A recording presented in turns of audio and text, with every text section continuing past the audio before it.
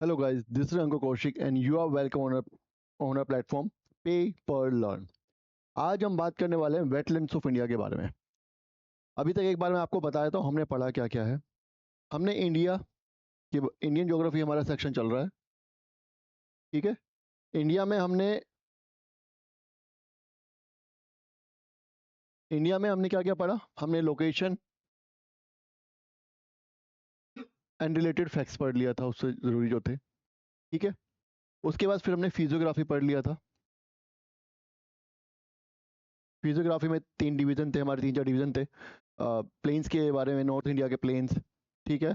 हमारे Himalayan mountains के बारे में हमने पढ़ लिया। पेनिनसुलर प्लेट्यू का डिवीज़न भी हमने पढ़ लिया था, ठीक है। वो भी हमने अच्छे तरीके से, जो बीच बीच में जो छोटे छोटे प्लेट्यू में डिवाइडेड है, पेनिनसुलर प्लेट्यू क्यों है वो डिवाइडेड, कि बहुत पुराना वो लैंड मास है, समझ रहे हो। वो बहुत पुराना लैंड मास है। तो वो क्या, बार बार अर्थ जब से बनी थी उसके पास से कहते हैं सबसे पहली जो धरती वही है। तो क्या है कि वो इतना पुराना है कि वियर एंड टियर होता रहा अभी तक, इसलिए वो अपने ओरिजिनल फॉर्म से बहुत दूर है। उसका ओरिजिनल फॉर्म कभी ऐसा नहीं था, वो फ्रेगमेंटेड हो चुका है, ठीक है। तो उसके बारे में हमने पढ़ा। उसके बाद गेंजेटिक प्लेन्स हमने पढ़ा, फिर हमने क्लाइमेट के बारे में पढ़ा, फिर हमने फॉरेस्ट के बारे में पढ़ा, फिर हम आए वेजिटेशन की तरफ। वेजिटेशन में हमने पहले फॉरेस्ट पढ़ा। उसके बाद जो रिलेटेड इश्यूज थे, जैसे वाइल्ड लाइफ हो गई इंडिया की, सोशल फॉरेस्ट्री हो गया, ये सब हमने इंडिया एनवायरमेंट ऑफ इंडिया में पढ़ा, ये सब टॉपिक्स एनवायरमेंट ऑफ इंडिया में। अभी लास्ट टॉपिक ये भी बेसिकली एनवायरमेंट ऑफ इंडिया से ही रिलेटेड है, वेटलैंड्स ऑफ इंडिया। देखो, वेटलैंड्स ऑफ इंडिया आपको जो ज़्यादा अच्छे तरीके से वो आपको पढ़ना है एनवायरमेंट में, डिटेल में सब कुछ, वेटलैंड्स क्या होते हैं उनके बारे में। लेकिन यहाँ पे जीएस के लिए जितना ज़्यादा जरूरी, जितना आपके सिलेबस में है, वो यहाँ पे मैं आपको बताऊंगा। वेटलैंड्स क्या होते हैं, बेसिकली दो तरह के वेटलैंड्स हम थोड़ा सा डिटेल में डिस्कस करेंगे। मैंग्रोव्स और कोरल्स के बारे में हम थोड़ा सा डिटेल में डिस्कस करेंगे, क्योंकि इंपॉर्टेंट है। क्योंकि ये इनके बारे में जो क्वेश्चंस आते हैं वो सिर्फ एनवायरनमेंट वाले सेक्शन में नहीं आते हैं, जीएस वाले, ज्योग्राफी वाले सेक्शन में भी आ जाते हैं। और जब आप जीएस पढ़ेंगे ज्योग्राफी, तो उसका अप्रोच थोड़ा अलग रहता है, ठीक है। समझ आ रहा है। बेसिकली जो मैं आपको यहाँ बताना चाहता हूँ वो ये बताना चाहता हूँ कि वेटलैंड हो, फॉरेस्ट हो, क्लाइमेट हो, कुछ भी हो, मिनरल पढ़ें, चाहे हम अभी एग्रीकल्चर पढ़ेंगे, अगेन आपको ज्योग्राफी की डेफिनेशन नहीं भूलनी है। Geography is the study of earth in relation to man. Man हमेशा ध्यान रखना है। अगर मैन नहीं होता तो ज्योग्राफी भी नहीं होती। ज्योग्राफी पढ़ने का कोई फायदा नहीं होता। हम ज्योग्राफी पढ़ ही रहे हैं सिर्फ और सिर्फ मैन के लिए। क्यों पढ़ रहे हैं? मैन के लिए, क्योंकि मैन के लिए बेनिफिशियल है। हमें मिनरल्स की स्टडी करनी है, किस जगह पे मिनरल मिलते हैं, कौन से मिनरल्स मिलते हैं, कौन सा रॉक होगा तो कौन सा मिनरल होगा, है ना। क्यों? क्योंकि वो मिनरल हमें एक्सट्रैक्ट करके उनको एक्सप्लॉइट करना है, यूज करना है अपनी डे टू डे लाइफ में। फॉरेस्ट के लिए हमें पता है हमें फॉरेस्ट कंजर्व करने पड़ेंगे, क्यों? ताकि हम और ज्यादा एक्सप्लॉइट कर सकें। सस्टेनेबल डेवलपमेंट,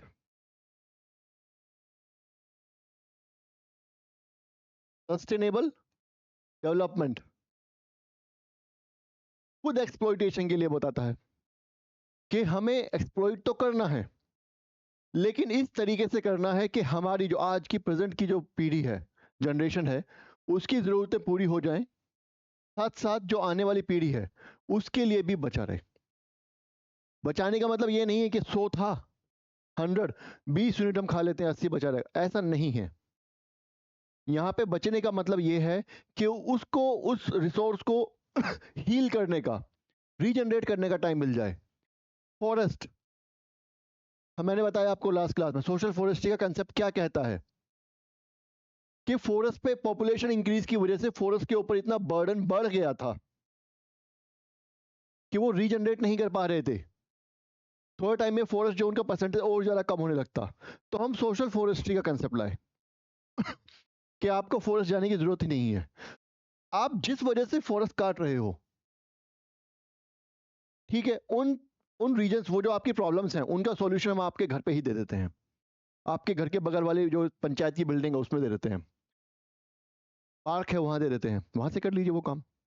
थोड़ा टाइम लगेगा 2-3-4 साल का, लेकिन उसके बाद फिर जो वो फॉरेस्ट जो हम काट रहे हैं, पहली बात तो उनका काटना रुकेगा, दूसरी बात जो ऑलरेडी काट चुके हैं उनको भी फिर ग्रो करने का टाइम मिल जाएगा। हो सकता है ऐसा, बिल्कुल हो सकता है। और गांव वाले की जरूरत कितनी होती है? गांव वाले की जरूरत कितनी होती है? गांव वाले की जरूरत, चूल्हे के लिए लकड़ी चाहिए, पाउडर चाहिए, घास चाहिए, यही तो है। ज्यादा जरूरत नहीं होती। ज्यादा जरूरत होती है शहर वालों की। घरों में टिम्बर ज्यादा लगती है वहां पे। गांव में घर भी सिंपल होते हैं, शहरों में घर भी ज्यादा कॉम्प्लेक्स होते हैं, ज्यादा उनमें इंटीरियर में या बाकी चीजों में पैसा ज्यादा खर्च गया होता है, ज्यादा रिसोर्सेज यूज किए होते हैं, तो उनकी रिक्वायरमेंट भी ज्यादा है। तो उसके लिए हम क्या लाए थे? फार्म फॉरेस्ट्री, मैंने बताया था आपको, फार्म फॉरेस्ट्री।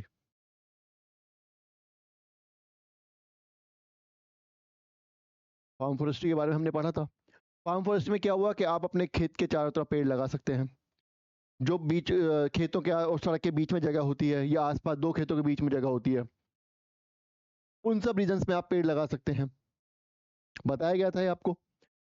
और वो फिर पेड़ आप उनको आप सेल आउट कर सकते हैं, वो बाहर शहरों के लिए काम आएंगे। अब शहरों के लिए पेड़ काटने के लिए जंगल जाने की जरूरत नहीं है, जो पेड़ हमने लगाया वही यूज कर सकते हैं।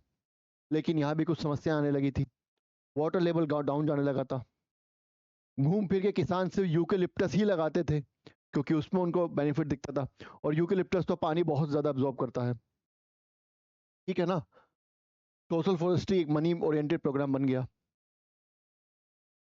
क्रॉप, क्योंकि क्या होगा, जब बड़ा पेड़ होगा उसकी छांव पड़ेगी, उस जगह पे फिर क्रॉप नहीं हो सकती, तो क्रॉप प्रोडक्शन डिक्लाइन किया।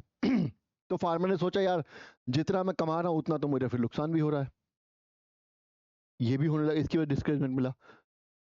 तो बेसिकली मैं कहना यहाँ पे क्या चाह रहा हूँ कि ये सब चीजें आपको रटते हुए नहीं चलना है कि फार्म फॉरेस्ट्री की डेफिनेशन पढ़ ली, एग्रो फॉरेस्ट्री की डेफिनेशन पढ़ ली, और उसके बाद 5 पॉइंट्स उनके याद कर लिए, इसके बेनिफिट्स क्या है, इसके डीमेरिट्स क्या है, उनको आपको समझना है।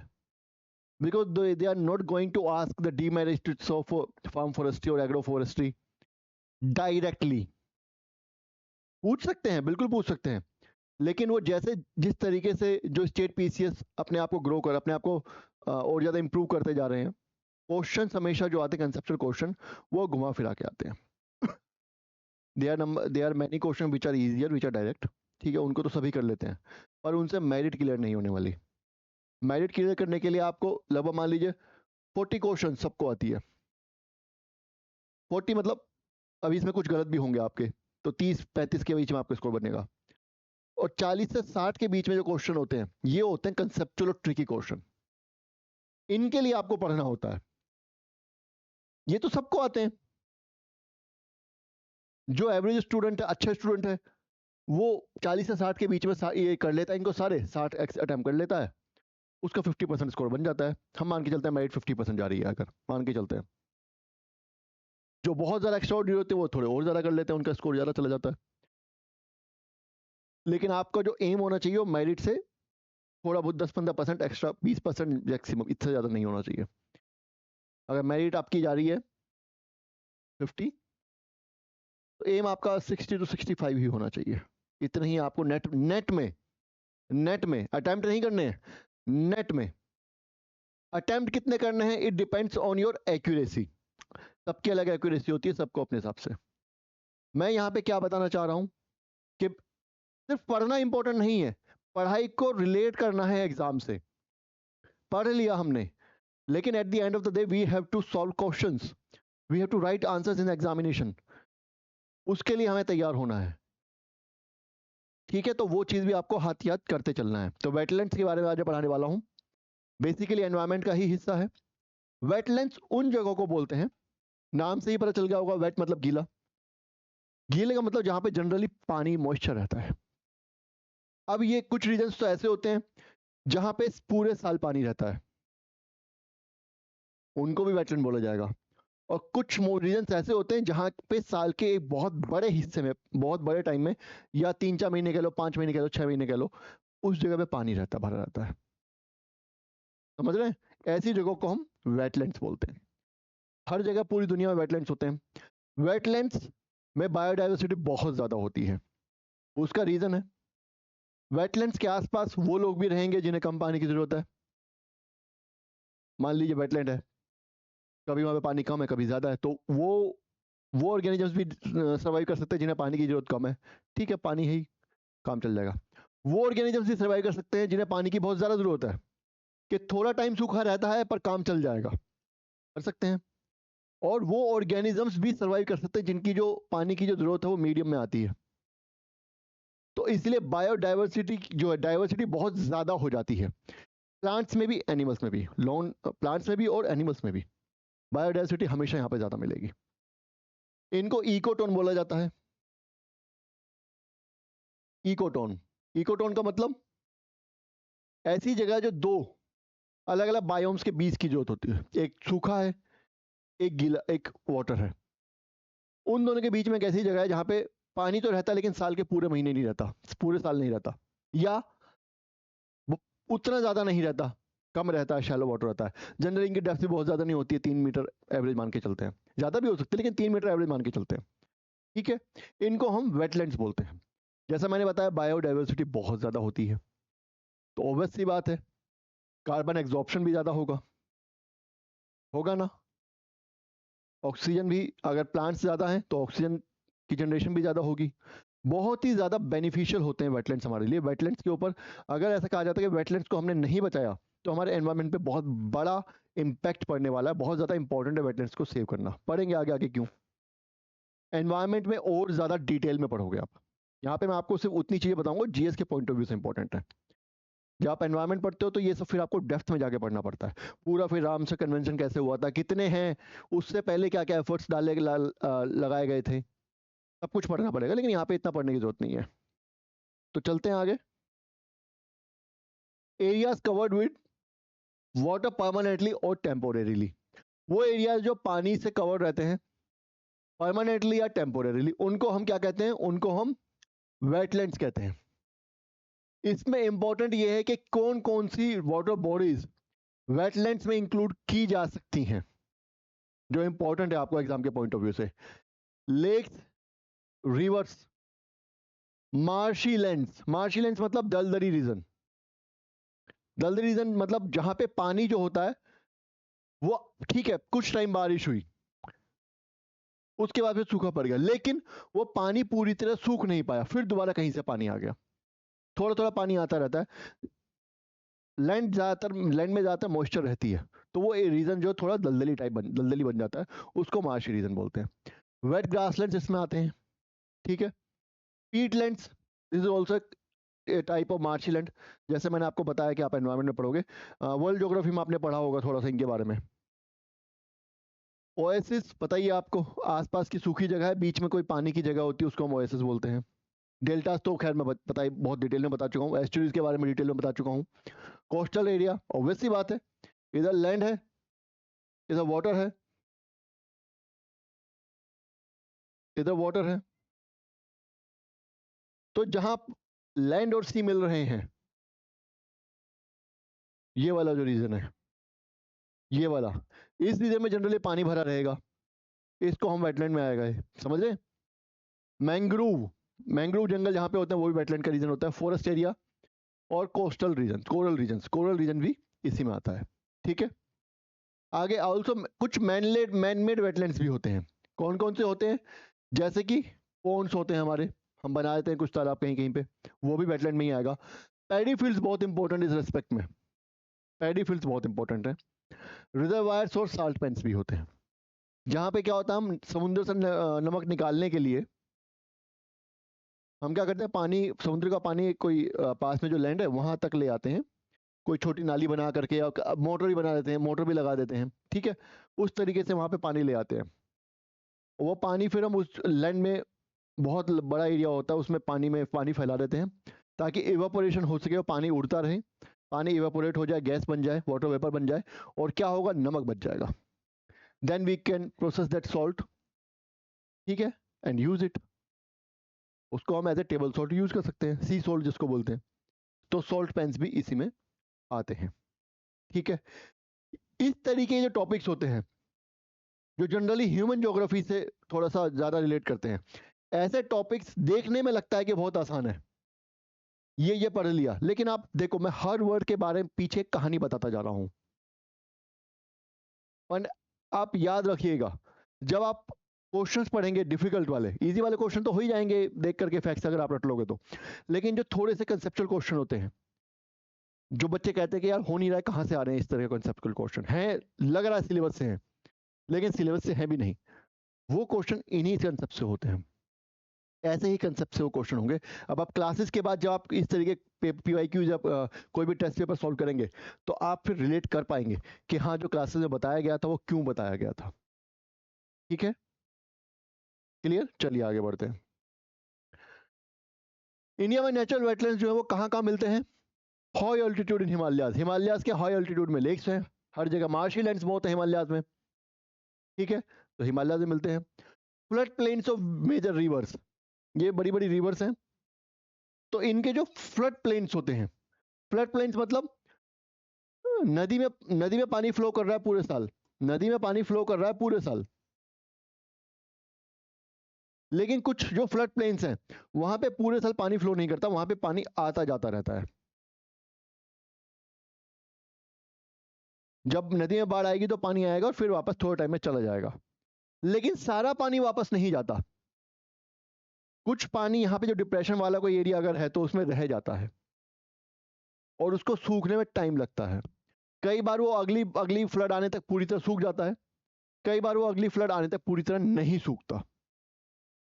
तो मैंने बताया ना कि साल के ज्यादातर हिस्से कुछ टाइम में पानी रह सकता है, पूरे साल भी रह सकता है। तो ये रिवर्स के फ्लड प्लेन्स हैं। अब पढ़ना आसान है कि फ्लड प्लेन्स ऑफ रिवर हो गया, लेकिन कंसेप्ट क्या है? ये कंसेप्ट है कि पानी तो चला जाएगा लेकिन जिस जगह पे गड्ढा होगा, जहां पे डिप्रेशन होगा, वहां का पानी तो वापस नहीं आ पाएगा ना, तो वहां पे अगले फ्लड तक पानी भरा रह सकता है, शायद पहले सूख भी जाए। क्लियर? तो वो वेटलैंड डेवलप हो जाएगा, बार बार ऐसा होता रहेगा। तो उस जमीन में जनरली आसपास की लैंड से ज्यादा मॉइस्चर रहेगी और वहां पे बायोडाइवर्सिटी भी बढ़ेगी। समझ आया? क्लियर हुआ यहां तक? चलिए आगे बढ़ते हैं। Saline and temporary wetlands of arid and semi arid regions. Temporary wetlands, line wetlands, समुंदर है, इसी तरीके से समुद्र भी आता है। मान लीजिए समुद्र में टाइड आया, समुद्र में क्या हुआ? टाइड आया,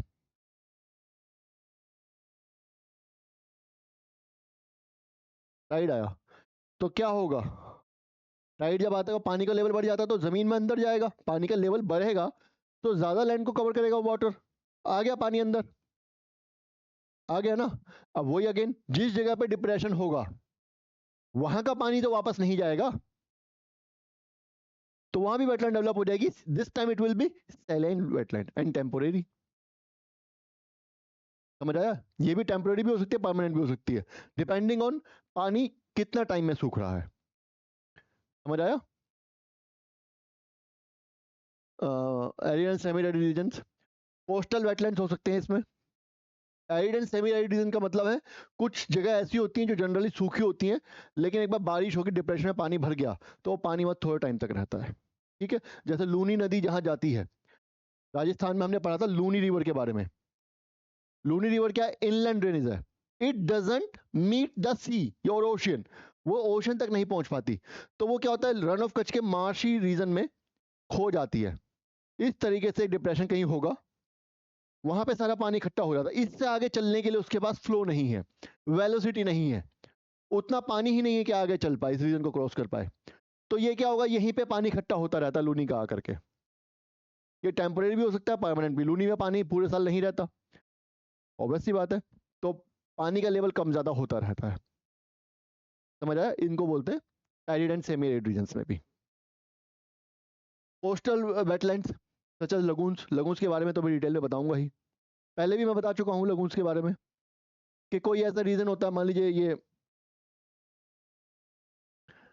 इतना डिटेल में बताया जा रहा है, ऑफलाइन क्लासेस में समझाया जाता है इतने डिटेल में। लगून्स के बारे में आपको पता है ना, पहले बता चुका हूँ ना लगून्स के बारे में। ये मान लीजिए दिस इज लैंड, ठीक है, और यहाँ पे ये किसी तरीके का कोई स्ट्रक्चर है, कोरल रीफ हो सकती है, कोई लैंड स्ट्रक्चर भी हो सकता है। इधर this is sea, this is sea. अब पानी का जब लेवल बढ़ेगा तो वो जनरली यहां पे फिलअप हो जाएगा, लेकिन पानी आने के लिए ऊपर रास्ता है, नीचे भी रास्ता है आने जाने के लिए। तो पानी का लेवल जब, अब ये दो तरीके भी हो सकते हैं लगून। एक तो ऐसा होता है कि जनरली सी वाटर इसके अंदर आता जाता रहता है, टाइड्स हो या ना हो।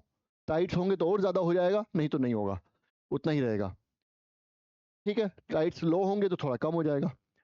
लेकिन एक तरीके ऐसे होते हैं कि जनरली पानी नहीं होता, सिर्फ टाइड्स के टाइम पे ही इन लगून्स में पानी आता है। जनरली पानी नहीं आएगा, जब टाइड्स आएंगे तो ही यहाँ पानी पहुंच पाएगा, और फिर वापस जो पानी पहुंच गया वो उतनी जल्दी वापस नहीं आ पाता। समझ आए? तो इनमें पानी फर्क रहता है, इनको हम बोलते हैं लगून्स। क्लियर? ये एक तरीके की, ये देखो ये पूरा रीजन जो है, ये पूरा रीजन है, ये एक तरीके से एक लेक हो गया लगी। लगून एक तरह की लेक ही होती है। बैक वाटर बता चुका हूं मैं आपको, एस्चुरीज बता चुका हूं, मैंग्रोव्स बता चुका हूं, स्वैम्स वही दलदली रीजन्स, कोरल रीफ्स के बारे में हम डिटेल में पढ़ने वाले हैं आज की क्लास में। क्लियर हुआ? कोई देखो, अब कोई भी स्ट्रक्चर, कोई भी ऐसा जो लैंडफॉर्म है, वो आप ये नहीं कह सकते कि हमने पढ़ा नहीं है इसके बारे में। सब के बारे में, लगून्स के बारे में दूसरी तीसरी बार बता रहा हूं,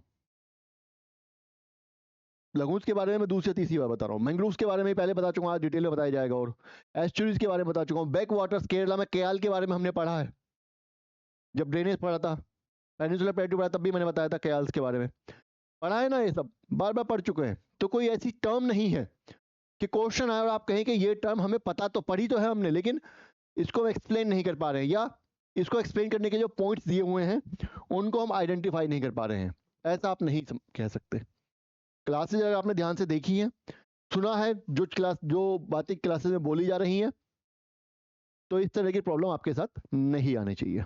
क्लियर हुआ? वेटलैंड की सिग्निफिकेंस, अगेन सिग्निफिकेंस तो होगी वेटलैंड की कुछ ना कुछ। हम्म तो सबसे पहले क्या है इसका, आप स्क्रीनशॉट ले सकते हैं इन सब चीजों का, चाहे तो इनको नोट डाउन भी कर सकते हैं, क्योंकि ये बार बार पूछी जाती हैं क्वेश्चंस पे हर तरीके से। इकोसिस्टम सर्विसेज, सबसे पहली जो सिग्निफिकेंस है वो है इकोसिस्टम सर्विसेज। हमें इकोसिस्टम सर्विसेज मिलती है वेटलैंड से। अरे भैया, लकड़ी मिलेगी कि नहीं मिलेगी?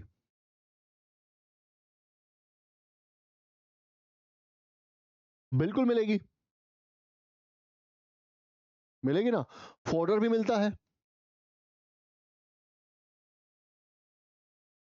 ग्रासलैंड्स हैं, ग्रेजिंग हो सकती है वहां पर। आसपास के रीजन में तालाब के किनारे, नदी के किनारे होती है, बिल्कुल होती है। जो हमें जंगल से मिलता है वो सब यहां से मिलेगा। पानी है तो पेड़ भी होंगे, इन्हीं को तो कहते हैं इकोसिस्टम सर्विसेज। सब कुछ मिलेगा यहां से, जो जो हमें फॉरेस्ट से मिलता है। फूड भी मिल जाएगा, फ्रूट्स भी मिल सकते हैं।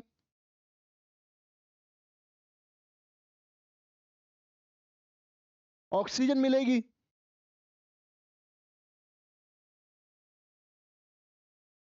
समझ आ रहा है? पानी, पानी क्या होगा, क्या बोलते हैं, सॉरी, पानी कह रहा हूं, ऑक्सीजन मिलेगी। और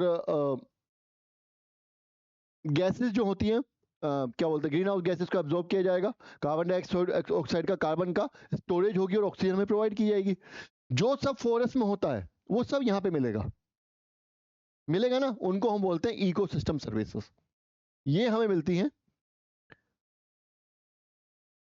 वेटलैंड से। जब आप एनवायरमेंट पढ़ोगे तो एक बार एक कंसेप्ट आएगा कि ये जो इकोसिस्टम सर्विसेज हैं,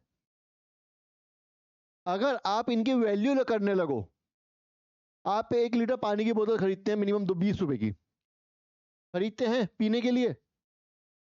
तो अगर आप दिन में 3 लीटर 4 लीटर पानी पीते हैं, तो कितनी पानी चाहिए आपको? एक दिन में 100 रुपए का पानी, महीने में 3,000 रुपए का पानी मिनिमम एक इंसान को। ऑक्सीजन का सिलेंडर कितने का आता है, एक दिन चलेगा? सोचा है कभी?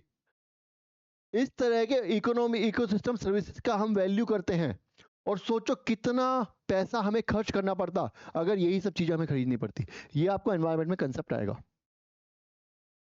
ठीक है। तो इकोसिस्टम वर्ड याद रखना है आपको। अगला है टूरिज्म, प्रोवाइड हैबिटाट्स। ऑब्वियस सी बात है, हैबिटाट तो प्रोवाइड करेगा वाइल्ड लाइफ के लिए, वाइल्ड लाइफ के लिए इट विल प्रोवाइड हैबिटाट।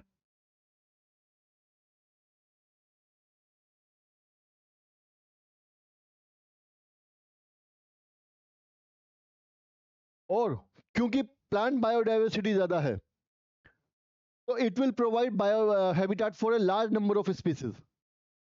बहुत सारी स्पीसीज के लिए हैबिटाट प्रोवाइड करेगा, ऐसा नहीं है कि एक दो के लिए। प्लांट्स अलग अलग अलग तरीके के, अलग अलग रेंज के, अलग अलग कैटेगरी के जो एनिमल्स हैं, ऑर्गेनिजम्स हैं, वो अपनी फूड के लिए, हैबिटाट के लिए डिपेंड हो सकते हैं इकोसिस्टम पे। क्यों? क्योंकि वैरायटी बहुत ज्यादा है। कम पानी वाला भी रह रहा है, ज्यादा पानी वाला भी रह रहा है, मीडियम पानी वाला भी रह रहा है। वेटलैंड सलाइन भी हो सकते हैं, फ्रेश वाटर भी हो सकते हैं, दोनों को रहना पड़ रहा है। वैरायटी बढ़ जाएगी ना, तो हैबिटाट का वैरायटी भी बढ़ेगी वाइल्ड लाइफ की। टूरिज्म के लिए जाते हो ना सुंदरबन डेल्टा घूमने के लिए, केवलाडो नेशनल पार्क जाते हो ना घूमने के लिए, Chilika lake, these places are very beautiful.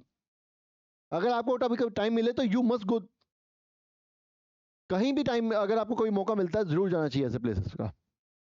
Sundarban के डेल्टा बहुत खूबसूरत होते हैं। कोरल रीफ्स,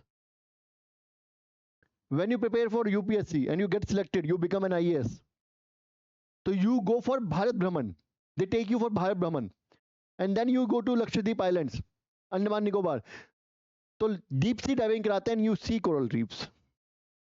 कर सकते हो आप डीप सी डाइविंग, करते हैं लोग जाके deep sea diving, coral reefs को जाके उनके साथ जाके देखते हैं, टाइम स्पेंड करते हैं, एक्सपीरियंस करते हैं कैसा एक्सपीरियंस। टूरिज्म तो ये भी तो एक सर्विस हुआ, पैसा कमा के दे रहा है हमें,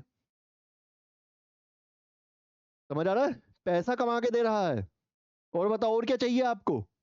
इंसान हर चीज पैसे में तोलता है, पैसा भी दे रहा है ये बंदा।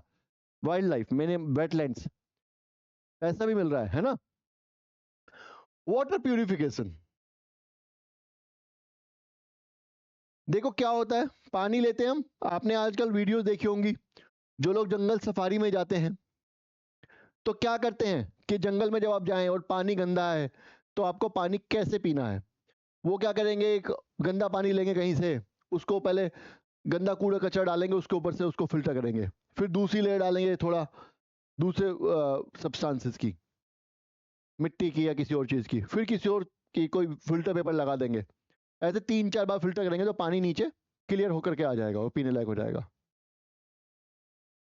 वेटलैंड्स में भी यही होता है, पानी ऊपर से गिरेगा तो ग्रासेस पहले उसको फिल्टर करेंगे, बड़े ग्रासेस हैं, छोटे ग्रासेस हैं, अलग तरीके के, उसके बाद फिर वो कीचड़ वाला दलदली वाला एरिया उसको फिल्टर करेगा, फिर नीचे जब जाएगा, जब वो ग्राउंड वाटर में पहुंचेगा तो जितने भी केमिकल्स हैं, टॉक्सिन्स हैं, जो कि पोल्यूट वाटर तो आएगा ही, क्योंकि ह्यूमंस तो हर जगह हैं, फैक्ट्रीज का वेस्ट हर जगह जा रहा है, तो उनको काफी हद तक वो फिल्टर कर देते हैं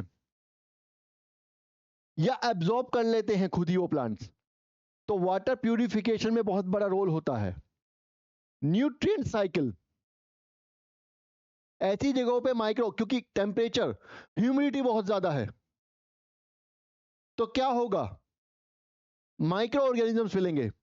अर्थवर्म के बारे में पता है, मिट्टी को क्या करते हैं वो ऊपर नीचे करते रहते हैं, तो नीचे का न्यूट्रिएंट ऊपर, ऊपर का न्यूट्रिएंट नीचे।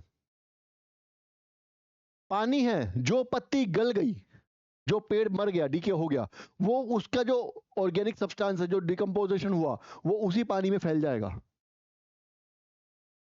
तो न्यूट्रिएंट साइकिल यहां पे घूमती रहती है, माइक्रो ऑर्गेनिज्म जल्दी जल्दी उनको डिकम्पोज करते हैं। समझ आया? ग्राउंड वाटर रिचार्ज, बहुत ध्यान से सुनना,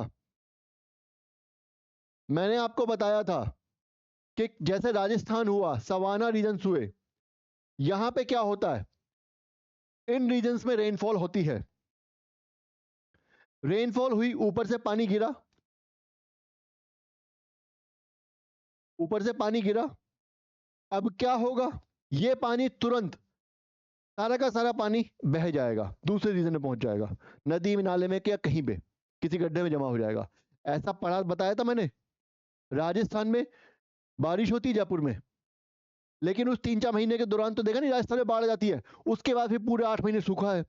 सवाना रीजन्स के बारे में मैंने बताया था कि वहां भी जो 100 सेंटीमीटर बारिश, 100 सेंटीमीटर बारिश इज गुड रेनफॉल, काफी अच्छी रेनफॉल माना जाता है 100 सेंटीमीटर को। लेकिन होता क्या है, वो 100 सेंटीमीटर रेनफॉल जो है वो 3 से 4 महीने में होती है, और जो ग्राउंड है, जो सॉइल है, वो उस पानी को एब्जॉर्ब नहीं कर पाता, कुछ ही परसेंटेज इसका एब्जॉर्ब कर पाता है, 10% कर लिया, 20% कर लिया, और इट्स रन ऑफ, इसको बोलता है वाटर रन ऑफ, ये पानी बह जाता है। तो अब क्या होगा, पूरे साल पानी नहीं होगा। लेकिन मार्शेस में क्या होता है, wetland they are generally in depression, दलदली रीजन है, वनस वेजिटेशन भी उसी तरीके का है, घास है। तो क्या होता है, यहां पे पानी निकल ही नहीं पाता है, जो बारिश आई, कोई नदी पानी लेके आई, या बाढ़ से आया, या समुद्र से आया, कहीं से भी आया, now this water will be trapped here and absorb by ground soil, धीरे धीरे धीरे धीरे। क्यों? Because it has time to absorb the water, इनके पास टाइम है पानी एब्जॉर्ब करने के लिए, यहां पे टाइम नहीं था, पानी एब्जॉर्ब करता सॉइल उससे पहले ही रन ऑफ हो गया। पानी एब्जॉर्ब कैसे करेगा, पहले ये लेयर करेगी, यहां ये लेयर सैचुरेटेड हो जाएगी, तो फिर पानी नीचे आएगा, इस लेयर का पानी नीचे आ जाएगा, और ये लेयर फिर और पानी एब्जॉर्ब करेगी, इसलिए फिर नीचे वाली लेयर तक पहुंचेगा। ऐसा ही तो होता है ना एब्जॉर्प्शन। लेकिन क्या हो रहा है, यहां तक पहुंचने से पहले पानी भाग जा रहा है, अब नीचे जाने के लिए बचा ही नहीं। वेटलैंड में इसका उल्टा है, वेटलैंड में तो नीचे तक सैचुरेशन हो जाएगा जहां तक हो सकता है, पेरेंट रॉक नहीं आ जाता, फिर वो कहेंगे बस भैया अब डकार आ गई है, और नहीं हो पाएगा, और पानी वहीं पे इकट्ठा रहता है ऊपर भी। तो ग्राउंड वाटर रीचा, अब ये क्या होगा, पानी नीचे तक तो आ गया, now it will spread horizontally in area, आसपास के एरियाज में ये पानी जाएगा, जाएगा कि नहीं जाएगा, तो यहां की भी वाटर टेबल रिचार्ज हो जाएगी। समझ आ रहा है? तो ये ग्राउंड वाटर, बच्चे पढ़ लेते हैं, बच्चे लिख भी आते हैं ग्राउंड वाटर रिचार्ज। क्या करेंगे, आया सिग्निफिकेंस ऑफ वाटर वेटलैंड, लिख देंगे significance of wetland ground water recharge, हो गया। आगे लिख देंगे wetlands help in recharging ground water of a region, बस हो गया। अरे भैया कैसे करेगा, ये तो बताओ कि water stays at those places, those depression for some time, so the soil has the time to absorb the moisture, absorb the water, ये तो बताना ही पड़ेगा ना आपको, या ये भी नहीं बताओगे तो एग्जामिनर क्यों देगा उसमें 10 में से 6 नंबर या 7 नंबर, वो 1 नंबर देगा, आगे बढ़ेगा, बताएगा कि नहीं बताएगा। ठीक है, आगे बढ़ते हैं। मैंने आपको क्या बताया कि नदी में बाढ़ आई, नदी में देयर वाज फ्लडिंग, तो पानी क्या होगा, पानी बाहर निकलेगा, पानी बाहर निकला, और यहां पे डिप्रेशन था जो वेटलैंड बना है, यहां पे पानी भर जाएगा, तो this depression provided space to water to accumulate, collected, to be collected, यहां पे पानी कलेक्ट हो गया, आगे नहीं बढ़ेगा, आगे गांव है, सेटलमेंट है, सेटलमेंट है, आगे गांव है,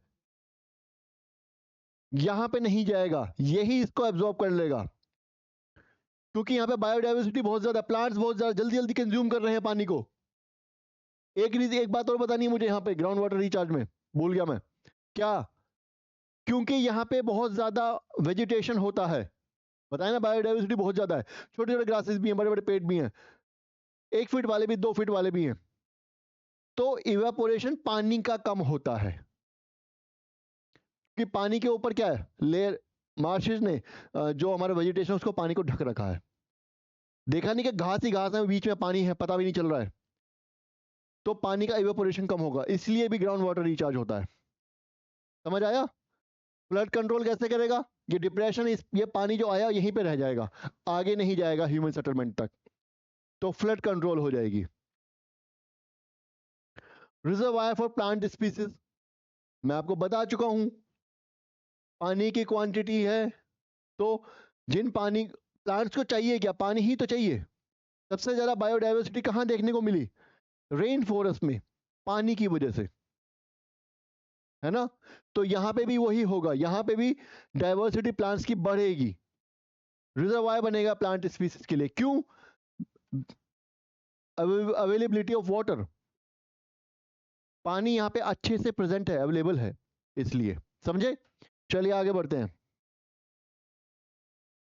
अब इनका डिप्लीशन क्यों हो रहा है भाई सबका, वेटलैंड्स का? सबसे पहला तो पॉल्यूटेंट्स, जितनी भी फैक्ट्रीज हैं, जो भी ह्यूमन सेटलमेंट्स हैं, वो सब गंदगी जा कहां रही है? सब जाती तो ऐसी जगहों पर ही है। नाले नदी में छोड़ दिए जाते हैं, वेटलैंड्स में छोड़ दिए जाते हैं नाले। Now this water in the nullahs contain what? Harmful chemicals. Harmful chemicals होता है इनमें। हमने बताया कि वेटलैंड्स क्या करती हैं, इन हार्मफुल केमिकल्स को फिल्टर कर देती हैं। But there is a limit for everything. हर चीज की एक लिमिट होती है। लिमिट है उसकी 10, आ रहा है डबल 20 30, और हर दिन के साथ बढ़ते जा रहे हैं केमिकल्स, गंदगी बढ़ती जा रही है, पोल्यूटेंट्स बढ़ते जा रहे हैं। तो कैसे करेगी? अब वो फिल्टर नहीं कर पाएगी। अब now chemical will start destroying the habitat, that wetland. अब वो तो फिल्टर नहीं कर पाएगी वेटलैंड, उसकी लिमिट तो हो गई खत्म, उसने जितना कर सकते थे कर दिए, लेकिन केमिकल तो अब भी आ रहा है, तो फिर destruction of the wetland will start. समझ आया? हैबिटेट डिस्ट्रक्शन, ऑब्वियस सी बात है। हम लोग क्या कर रहे हैं? अर्बनाइजेशन के लिए, एग्रीकल्चर के लिए जा रहे हैं वहां पर, है ना? तो क्या हो रहा है? Habitat destruction. अगला क्या है? डिफोरेस्टेशन। बता चुका हूं ये पहले मैं। जंगलों को काटा जा रहा है, पेड़ों को काटा जा रहा है। पेड़ ही काट दोगे वहां से, ओवर ग्रेजिंग करोगे तो क्या होगा? क्या होगा फिर? डिफोरेस्टेशन। पेड़ ही काट दोगे तो क्या होगा? पानी मिट्टी ही नहीं होल्ड कर पाएंगे पेड़, सॉइल विल रन ऑफ। ठीक है? एग्रीकल्चर, एग्रीकल्चर के लिए जमीन तो बची नहीं है, तो क्या करेंगे? We will start going to wetland for agriculture. Wetland है, पानी वहां पे है ही। देखा नहीं है अभी जब 2025 में बाढ़ आई, तो जहां पे लोगों के खेत हैं, जहां पे लोगों के घर हैं, पानी भर गया? नहीं, खेतों में पानी नहीं भरा, वो फ्लड प्लेन था उस नदी का जहां पे तुमने खेत बनाए हुए हैं। वो कोई वेटलैंड रहा होगा जहां पे तुमने घर बनाए हुए हैं, जिसको फिलअप करके और घर बनाए हुए हैं। समझ आया? Role of mafia, land mafia. अब बड़े बड़े पैसे वाले लोग हैं, बिल्डर्स लोग हैं, लैंड माफिया जिनको बोलते हैं, उनको क्या है? नई नई कॉलोनीज बनानी है, नई नई बिल्डिंग्स बनानी है, जगह खत्म हो चुकी है भी तो महंगी है, तो they will start developing societies और कॉलोनीज इन दी मार्शलैंड। मैंने बताया बहुत ज्यादा डेप्थ इनकी नहीं होती है, 1 मीटर 2 मीटर 3 मीटर। इनको फिलअप करना इजी होता है, जल्दी से फिलअप किया और कॉलोनीज बनाने स्टार्ट कर दी, कोई रोकने टोकने वाला नहीं है, पैसे दे दिए सबको। होता है ऐसा। समझ आया? ओवर ग्रेजिंग में बता ही चुका हूं।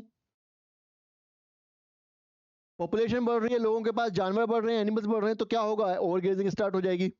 ओवर ग्रेजिंग स्टार्ट होगी तो वो रीजनरेट नहीं कर पाएगा, बताया, बता चुका हूं बार बार, है ना? तो ये सब रीजन है डिप्लीशन ऑफ वेटलैंड्स। अब वेटलैंड्स इतने इंपॉर्टेंट हैं कि उनके डिप्लीशन के लिए तभी गवर्नमेंट जो है वो इनिशिएटिव्स लेती हैं। बहुत ज़्यादा इंपॉर्टेंट हैं ये इनिशिएटिव्स भी काफ़ी ज़्यादा लिए गए हैं। सारे इनिशिएटिव्स के बारे में आप पढ़ेंगे एनवायरनमेंट में जब आप पढ़ेंगे, ठीक है? लेकिन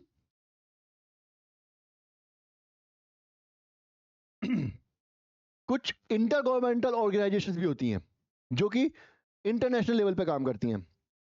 तो क्या होगा? उन्हें लगा कि यार कुछ वेटलैंड्स ऐसी हैं जो कि पूरे ग्लोब को इंपैक्ट करेंगे, वो इतनी बड़े हैं। केवलाडो नेशनल पार्क, जहां से रशिया से साइबेरियन क्रेन आती है ना साइबेरियन क्रेन। तो अगर यहां केवलाडो नेशनल पार्क में डिस्ट्रक्शन हो गया तो रशिया उस रीजन साइबेरिया में भी तो इम्पैक्ट पड़ेगा ना। तो whole globe is connected, we have demarcated, हमने डिमार्केशन बनाई है, India, Pakistan, USA, China and this and that. Nature ने नहीं बनाई है। माइग्रेटरी बर्ड्स को नहीं पता कि वो 3-4 देशों का बॉर्डर क्रॉस करके आ रहे हैं, वो समझ रहे हैं। उनको बस ये पता कभी वो जब यहाँ आएंगे, उन्हें बस ये पता है कि पहले खाना अच्छे से मिलता था, अब नहीं मिलता है।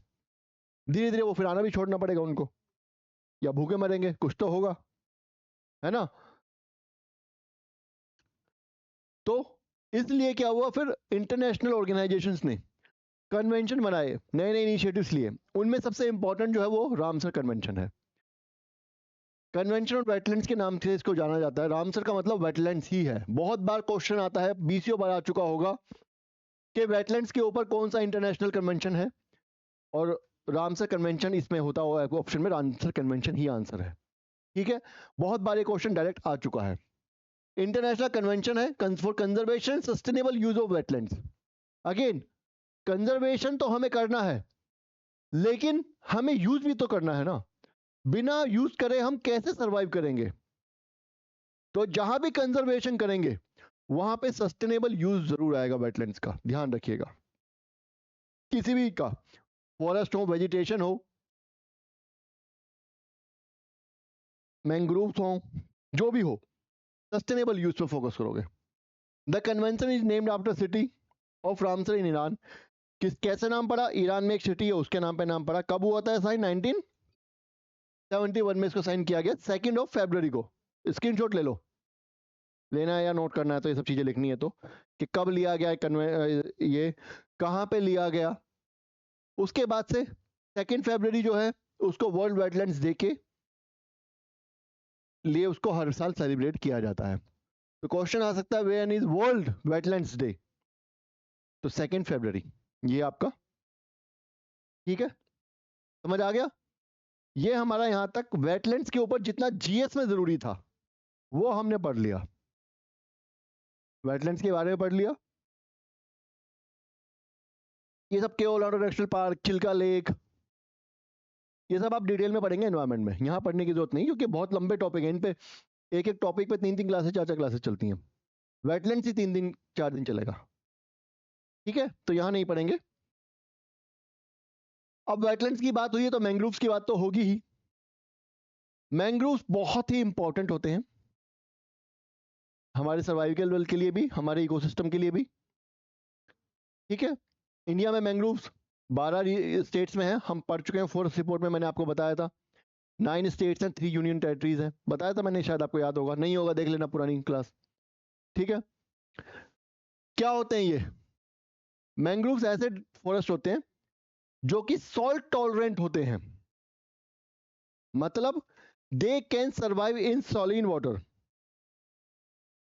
दे can survive in saline water, ये इनकी खासियत होती है। समझ आ रहा है?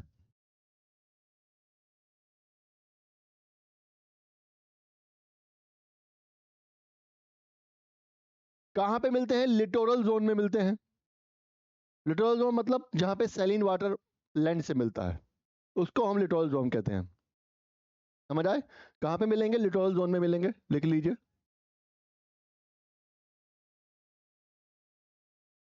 सिलेबस में है लिटोरल जोन्स, जहां पे सी वाटर जो है वो लैंड से मिलता है। फ्रेश वाटर भी वहां पे रहता है, लेकिन सॉल्ट जरूर होगा, वरना मैंग्रोव्स, मैंग्रोव्स वही प्लांट्स हैं जिन्होंने सॉल्ट में सर्वाइव करना सीख लिया है, हेलोफाइट्स होते हैं। ठीक है, समझ आया? क्या बोल रहा है आगे ये? And shrubs that thrive in intertidal zone where land meets sea. Intertidal zone, देखो इस तरीके से समझो, ये लैंड है, ये वाटर है। कुछ रीजन ऐसा होता है लैंड का जहां पर ये पानी आता जाता रहता है, कम ज्यादा, परमानेंटली और टेम्पोरेरीली, भरा भी रह सकता है हमेशा। कभी कभी ऐसा होता है कि नदी भी आ रही है, जो हमारे मैंग्रोव्स के डेल्टाज हैं, सुंदरवन डेल्टा, वहां पे नदी का पानी भी आता है, सैलिन वाटर भी आता है, दोनों ही रहते हैं, है ना। पढ़ा है हमने, ठीक है। तो इन रीजन्स में क्या होता है, टेम्पोरेली और परमानेंटली पानी आता जाता रहता है, सैलिन वाटर सी का, इन जोन्स में। तो अब क्या होगा, यहां जो वेजिटेशन होगा उसको नमक के पानी की आदत डालनी पड़ेगी। तो ये इस तरीके के डेंस फॉरेस्ट होते हैं या श्रब्स होती हैं, स्क्रब्स होती हैं, जो कि ऐसी जगह पे रहते हैं जहां पे कि लैंड और सी मीट करते हैं, बेसिकली लिटोरल जोन में। समझ आया, क्लियर। कहां पे मिलते हैं, कोस्टल एरियाज में मिलते हैं, डेल्टाज में मिलते हैं, एस्चुरीज में मिलते हैं, लेकिन ट्रॉपिकल और सब ट्रॉपिकल जोन्स में ही मिलते हैं। क्यों, अभी बताऊंगा। सुटेबल कंडीशंस कौन कौन सी है इनके लिए। सबसे पहली तो ब्रैकिश वाटर। ब्रैकिश वाटर मतलब समुंदर का खारा पानी, जो पानी समुंदर से लैंड की तरफ आता है, वो वाला पानी इनके लिए बहुत जरूरी है। समझ आया, ये लो स्क्रीनशॉट ले लो। मरीन ब्रैकिश वाटर होना चाहिए यहाँ पे। ब्रैकिश मतलब उथला थुलथुला पानी, उथला पानी, बहुत ज्यादा गहरा नहीं, थोड़ा पानी भरे रहना चाहिए। समझ आया। इन फॉरेस्ट का एवरग्रीन नेचर होता है, ये बात ध्यान रखना आप। इन फॉरेस्ट का एवरग्रीन नेचर होता है, ये भी अभी समझ जाएंगे आप, क्यों बताऊंगा। अगला मार्शी सोल होना चाहिए, जैसे डेल्टा रीजन में मिलती है, ये भी जरूरी है। गुड रेन, रेनफॉल बहुत जरूरी है इनके सर्वाइवल के लिए। अगर रेनफॉल नहीं होगी तो कभी कभी सॉल्ट कॉन्सेंट्रेशन बढ़ जाती है। मान लो पानी आ गया, एवापोरेट भी हो गया, तो सॉल्ट तो इकट्ठा होता रहेगा, थोड़े टाइम बाद वहां तो पटाटा की फैक्ट्री लग जाएगी। समझ रहे हैं ना।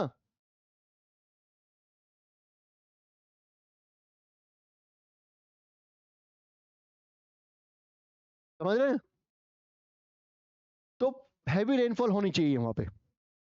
एटमॉस्फेयर टेम्परेचर जो होना चाहिए वो जनरली 25 to 35 डिग्री, इसीलिए ट्रॉपिकल और सब ट्रॉपिकल रीजन के जो बीच में मिलते हैं। टाइडल होना चाहिए, मडी कंडीशन होनी चाहिए इनके सर्वाइवल के लिए, muddy condition. Muddy condition evergreen इनका नेचर होता है, ये भी मैंने बता दिया। क्यों, क्योंकि ये उस जगह पे होते हैं जहां पे बारिश चाहिए। बारिश जब अच्छी होगी, पूरे साल होगी, तो ऑब्वियसली बात है, all the trees will not shade there leaves at the same time, nature अपने आप ही एवरग्रीन हो जाएगा। टाइडल एक्सट्रीम्स, टाइडल रीजन में मिलते हैं जहाँ टाइड्स आते जाते रहते हैं। वाटर लॉग कंडीशन होनी चाहिए वहां पे, पानी वहां पे रुके रहना चाहिए। समुद्र का पानी यहाँ रुक गया, बारिश हुई पानी रुक गया, ऐसा नहीं होगा तो मैंग्रोव नहीं हो पाएंगे, उतने सर्वाइव नहीं कर पाएंगे। ठीक है, ये मैंग्रोव की कुछ कंडीशंस थी।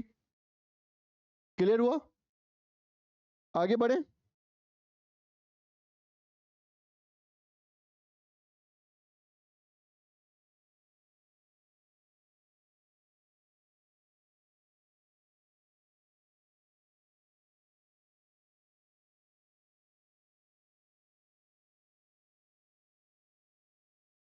इनकी एक खास बात होती है,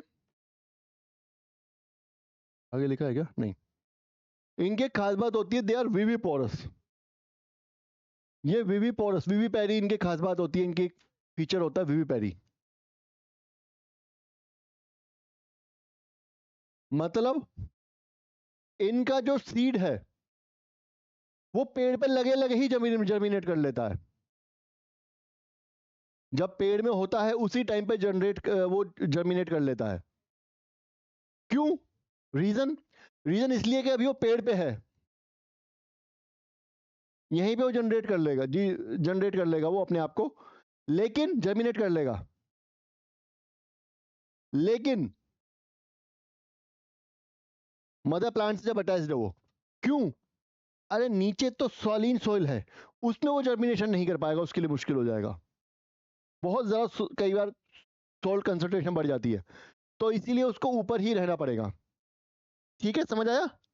इसलिए जर्मिनेशन ऊपर ही हो जाता है, बाद में फिर पेड़ नीचे आकर के गिर जाता है, जर्मिनेटेड सीड नीचे आएगा, फिर बाद में वो कर लेगा।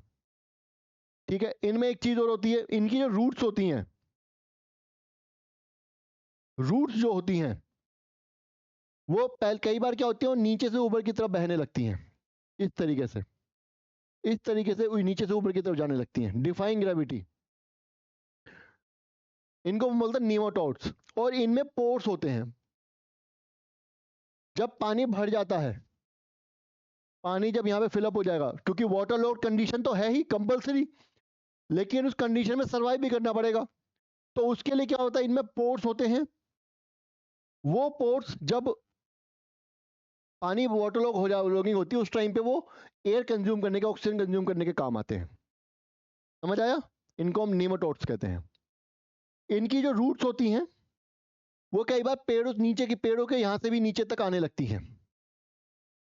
ठीक है, वो नीचे तक भी आने लगती हैं। बाकी उतना डिटेल में आपको एनवायरनमेंट में जाना है, यहाँ पे जाने की जरूरत नहीं है।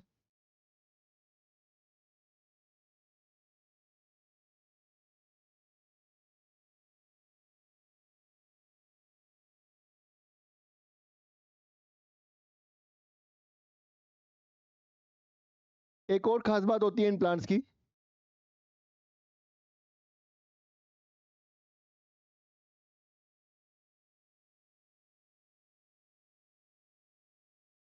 कि देखो पानी तो अवेलेबल है, लेकिन कई बार पानी में कंसंट्रेशन बहुत ज्यादा हो जाती है। तो अवेलेबिलिटी अलग चीज है, लेकिन आप उस पानी को यूज कर सकते हो कि नहीं कर सकते हो। तो ये उस पानी को यूज करने लायक कंडीशंस डेवलप कर लेते हैं अपने अंदर। समझ रहे हो मैं क्या कहना चाह रहा हूँ? इसी वजह से सॉल्ट वाटर में भी सर्वाइव कर पाते हैं। ठीक है, इतना हमारे लिए जीएस के पॉइंट ऑफ व्यू से इंपॉर्टेंट है, इतना ही हमें यहाँ पे पढ़ना है। आगे क्या कह रहा है ये, मैंग्रोव जो है, अच्छा यहाँ पे नहीं है ना, चलो बता देता हूँ।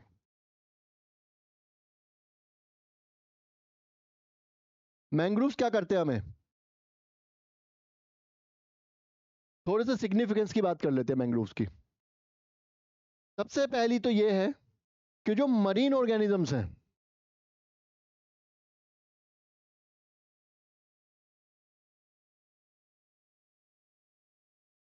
उनके सर्वाइवल के लिए, कई बार उनके रिप्रोडक्शन के लिए, जो ये मैंग्रोव्स हैं ये एक ब्रीडिंग ग्राउंड प्रोवाइड कराते हैं। बहुत से ऐसे मरीन ऑर्गेनिजम्स हैं, they can not breed in the sea, they have to come to land, उन्हें लैंड पे आना पड़ेगा। बट लैंड पे आने के बाद भी उनको फिर क्या चाहिए, उनको चाहे क्या चाहिए,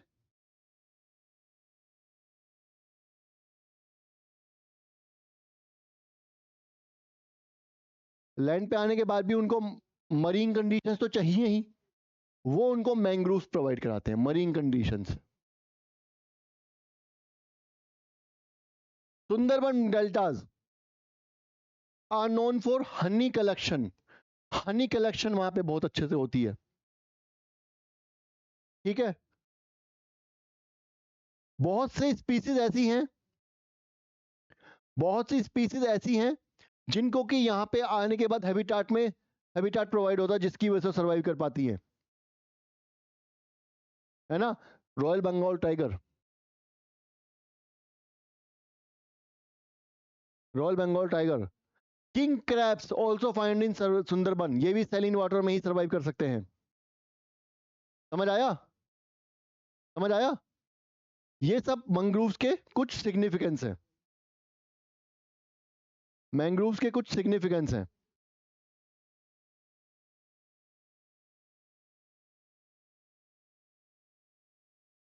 एक, कार्बन सिक्वेस्ट्रेशन, ये भी इनका एडवांटेज है। कार्बन एब्जॉर्ब कर रही है, कर रही है कि नहीं कर रही है ना?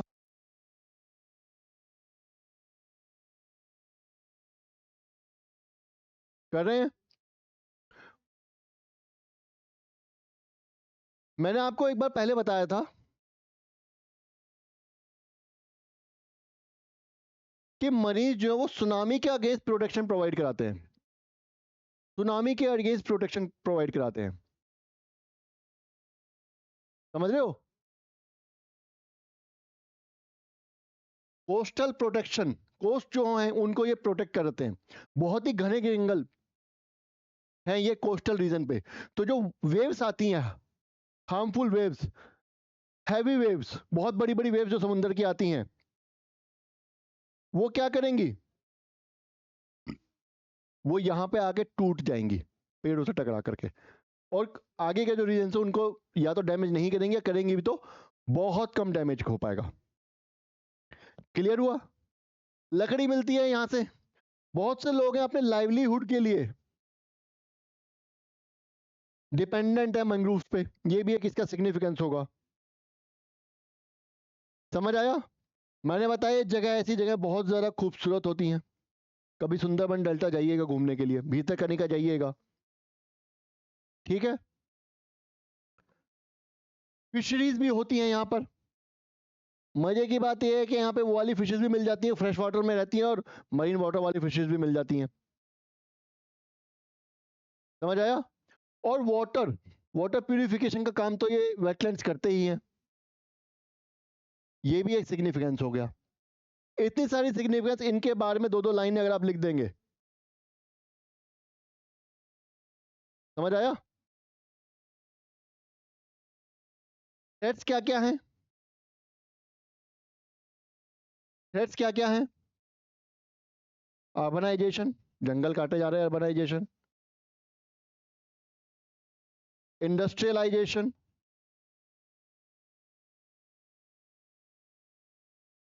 इलीगल लॉगिंग, पेड़ काटे जाते हैं वहां से,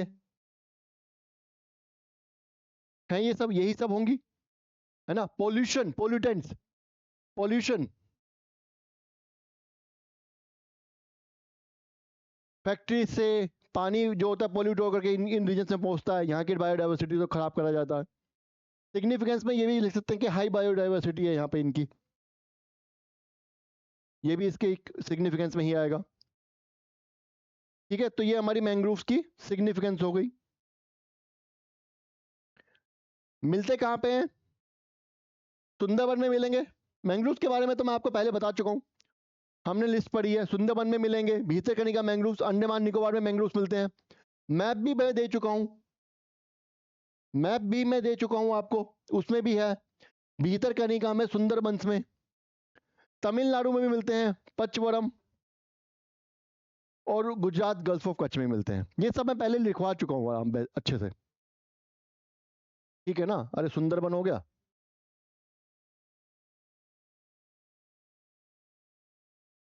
भीतरकनिका, पंचवरम, पंचवनम हो गया, अंडमान एंड निकोबार में मिलते ही हैं, गल्फ ऑफ कच्छ,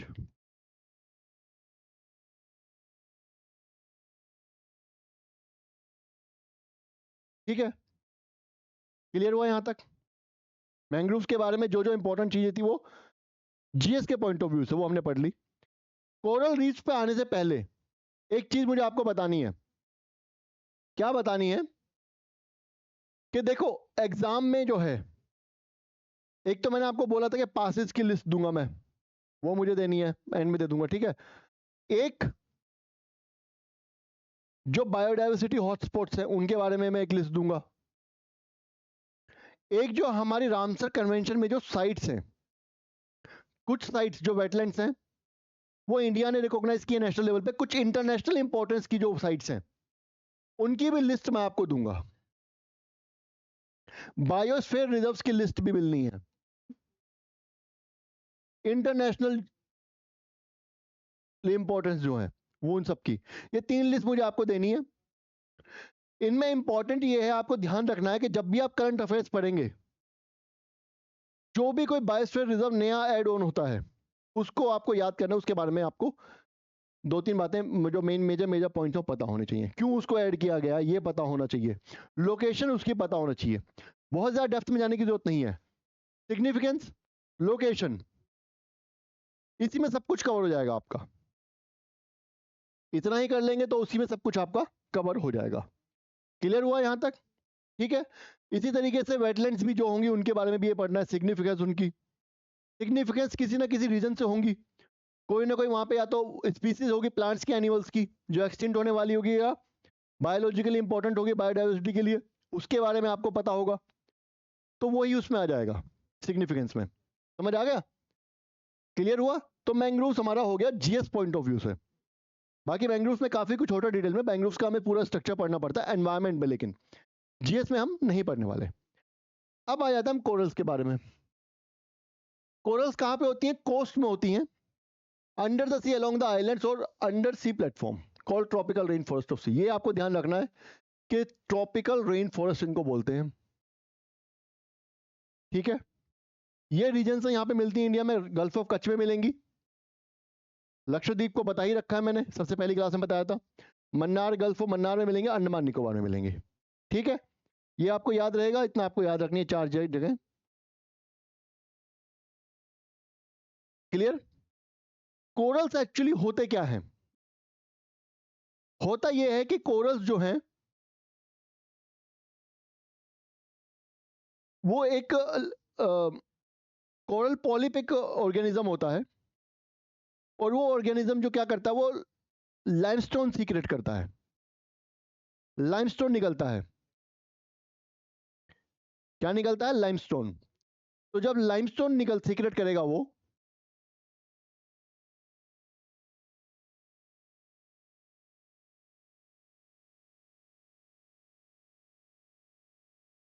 लाइमस्टोन जब सीक्रेट करेगा तो उसके चारों तरफ एक स्केलेटन टाइप डेवलप हो जाता है कैल्शियम कार्बोनेट का, उसके अंदर वो कोरल पॉलिप रहता है। कोरल पॉलिप का काम होता है फूड प्रोवाइड करना अपने उसके लिए, अपने लिए फूड बनाता है वो, basically it's green, blue green algae coral, ठीक है? और वो जो कंक्रीट टाइप का जो कैल्शियम कार्बोनेट का जो स्केलेटन जो कवर डेवलप हुआ है, वो उसको प्रोटेक्शन प्रोवाइड करता है। क्लियर हुआ? अब क्या होता है, धीरे धीरे टाइम के साथ, एक टाइम बाद वो मर जाएगा अंदर का ऑर्गेनिज्म। तो हम जैसे मरते हैं तो हमारी हड्डियां बच जाती हैं, थोड़े टाइम बाद धीरे धीरे वो डीके कर जाती हैं, कुछ सालों में। इनकी जो होती है कैल्शियम कार्बोनेट की होती है स्केलेटन, तो वो डीके होने में बहुत टाइम लग जाता है। और मान लीजिए पहली लेयर यहां पे थी, अब दूसरी लेयर इसके ऊपर आ जाएगी,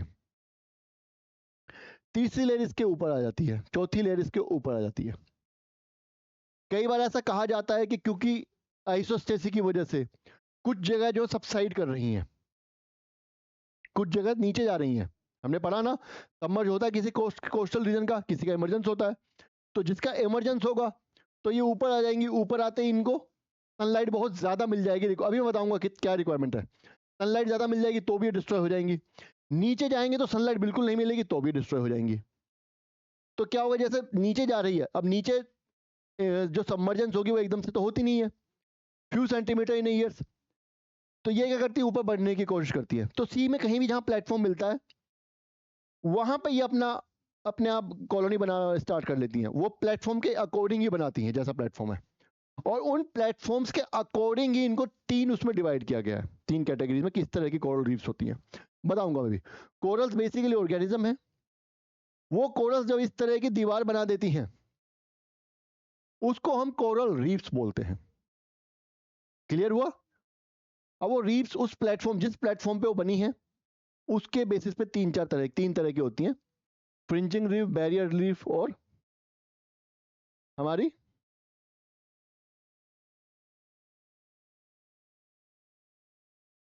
क्लियर हुआ अटोल रीफ। अटोल रीफ जो कुछ कंडीशंस है इनकी, कुछ कंडीशंस है इनकी जो इनको सर्वाइवल के लिए चाहिए। सबसे पहली कि इनकी जो डेप्थ है वो 65 मीटर होनी चाहिए, उससे ज्यादा कम ज्यादा डेप्थ होगी तो इनके लिए सर्वाइवल मुश्किल हो जाता है। रीजन बीइंग सनलाइट, अगर इससे कम डेप्थ होगी तो सनलाइट जो है वो क्या होगा, नहीं पहुंच पाएगी इन तक। ज्यादा डेप्थ होगी तो ज्यादा सनलाइट पहुंच जाएगी, ठीक है?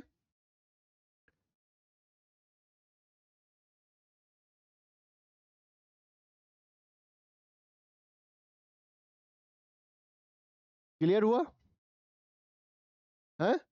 सनलाइट, तो इसलिए 65 सेंटीमीटर इनके लिए परफेक्ट हाइट है। अगला टेम्परेचर इनको जो चाहिए वो 21 से 27 डिग्री ऐसा बोला जाता है। अलग अलग बुक्स अलग अलग बताते हैं, लेकिन जनरल रेंज यही रहती है। इसलिए ये 35 से 40 डिग्री लैटिट्यूड के बीच में ही मिलेंगी। 35 से 40 डिग्री नॉर्थ हो या साउथ हो। नॉर्थ में अगर मिलेंगी तो भी इसी लैटिट्यूड पे मिलती हैं, साउथ में मिलेंगी तो भी ऐसी लैटिट्यूड पे जनरली मिलती हैं।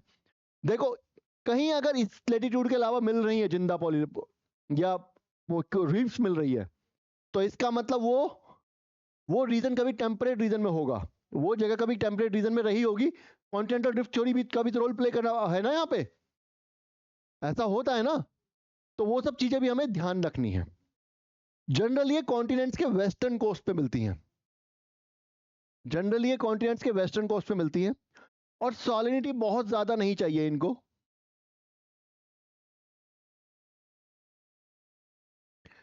सॉलिनिटी बहुत ज्यादा नहीं चाहिए, 33 लगभग 35 मान के चलते हैं, 33 to 37, कुछ बुक्स 35 कह देती हैं, ठीक है। इससे ज्यादा सॉलिनिटी इनको नहीं चाहिए। बहुत ज्यादा फ्रेश वाटर नहीं चाहिए इनको, बहुत ज्यादा सलीन वाटर नहीं चाहिए। बहुत ज्यादा सलीन वाटर होता है तो ये सर्वाइव नहीं कर पाती, डिस्ट्रॉय मर जाती हैं। बहुत ज्यादा फ्रेश वाटर होता है, फ्रेश वाटर और सलीन वाटर का बैलेंस चाहिए होता है, ना बहुत ज्यादा फ्रेश वाटर ना बहुत ज्यादा सलाइन वाटर इनको चाहिए।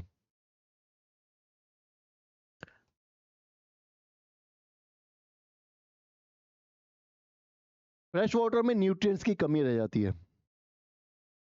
फ्रेश वाटर में क्या होगा, नो न्यूट्रिएंट्स, नो न्यूट्रिएंट्स।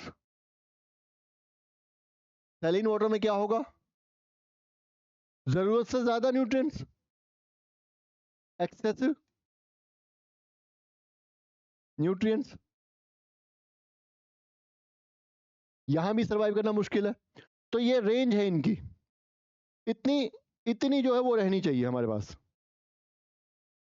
इतनी सॉलिनिटी रहनी चाहिए। क्लियर हुआ, समझ आ गया? डेप्थ मैंने बताया 65 सेंटीमीटर रहनी चाहिए। क्यों? क्योंकि सनलाइट चाहिए इनको, लेकिन ज्यादा भी नहीं रहनी चाहिए। 55 से कम होगी तो ज्यादा सनलाइट आएगी, वो इनको सर्वाइव नहीं कर पाएंगे। 65 से कम होगी तो सर्वाइव बिल्कुल नहीं कर पाएंगे। क्यों? क्योंकि सनलाइट नहीं आएगी। टेम्परेचर बताया 21 से 27 की डिग्री चाहिए। इतना टेम्परेचर जनरली कहाँ मिलता है, इन लैटिट्यूड्स में ही मिलता है, इसीलिए यहाँ पे मिलेगा। क्लियर हुआ? सॉलिनिटी इतनी चाहिए। अब जिस प्लेटफॉर्म पे ये डेवलप कर रहे हैं, जिस प्लेटफॉर्म पे ये कोरल रीफ्स डेवलप कर रही हैं, उसका जो स्लोप है वो भी 0.3 डिग्री से ज्यादा नहीं होना चाहिए, लेस देन 1 होना चाहिए। अगर बहुत ज्यादा खड़ा ढलान होगा तो ये लुढ़क जाएंगी, या अपना एक कहते हैं कि स्टेबिलिटी नहीं हो पाएगी, तो नहीं रह पाएंगी। समझ आ गया? वेव्स, अगला क्या है, वेव्स। जिस जगह पे ये होती हैं या ये हो सकती हैं, उस जगह पे ना तो बहुत ज्यादा लहरें होनी चाहिए, बहुत ज्यादा लहरें होंगी, बहुत ज्यादा लहरें होंगी तो ये क्या होगा, उखड़ जाएंगे अपने बेस पे, अपनी पकड़ नहीं बना पाएंगे। लेकिन थोड़ी बहुत लहरें होनी चाहिए। क्यों? क्योंकि जो लहरें होती हैं वो पुराने वाटर को ले जाती हैं, नया वाटर लेके आती हैं, और न्यूट्रिएंट की साइकिल घूमती रहती है। इसलिए थोड़ी बहुत वेव्स वहां पे होनी चाहिए, बहुत ज्यादा वेव्स नहीं होनी चाहिए। पानी में थोड़ी बहुत ज्यादा मडी वाटर इनको नहीं पसंद, मडी वाटर बहुत ज्यादा नहीं होना चाहिए। क्यों? क्योंकि जो सॉइल्स होती है इनके अंदर घुस जाती है, जब घुस जाएगी तो क्या होगा, पोर्स बंद हो जाते हैं इनके, they are not able to do photosynthesis, they are not able to make their food. समझ आया? क्लियर हुआ?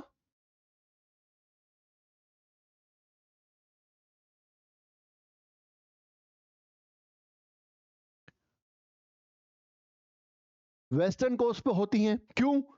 जनरली कोल्डर करंट्स की वजह से वहां पे होती हैं। देयर आर एक्सेप्शंस, एक्सेप्शंस तो हर जगह होते हैं। माउथ ऑफ रिवर पे जनरली ये ओरिजिनेट हो जाती हैं, क्योंकि वहां पे क्या होता है, फ्रेश वाटर आता रहता है नदियों से, नदियां नए नए सॉल्ट्स भी लाती रहती हैं थोड़ा थोड़ा, है ना, तो वहां पे भी ये हो जाता है, लहरें आती रहेंगी, फ्रेश वाटर आएगा, पानी रिचार्ज होता रहता है, इस तरीके से बहुत ज्यादा सॉल्टीनेस नहीं आती है पानी में। ये सब कंडीशंस थी। अब बेस्ड ऑन द, क्या बोलते हैं, फॉर्मेशन, इनकी कुछ क्या थी, टाइप्स होते हैं कोरल रीफ्स के।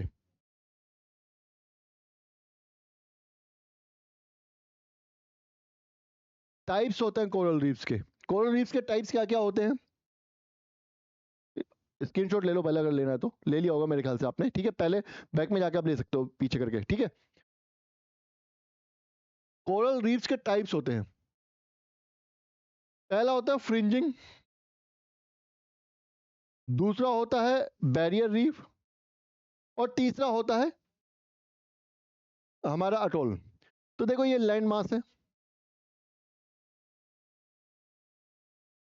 इसके साथ यहां मान लीजिए इस तरीके से कोई कोरल डेवलप हो गई, या कई बार इस तरीके का लैंड मास भी होता है।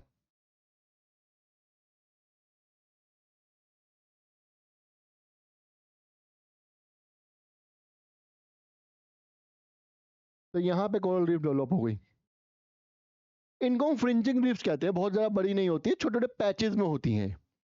क्यों है ऐसा डेवलपमेंट हुआ इनका, नीचे वाला लैंडफॉर्म जिसके ऊपर इन्होंने डेवलपमेंट की है, जिसके ऊपर ये बनी है, वो उसका स्ट्रक्चर ऐसा ही था, उतनी ही जगह मिली थी उनको, स्लोप, बाकी जो मैंने बताया सब चीजें, स्लोप वगैरह भी देखना पड़ता है इनको, वो सब इसी वे में अवेलेबल था, तो यही इन्होंने स्ट्रक्चर ले लिया।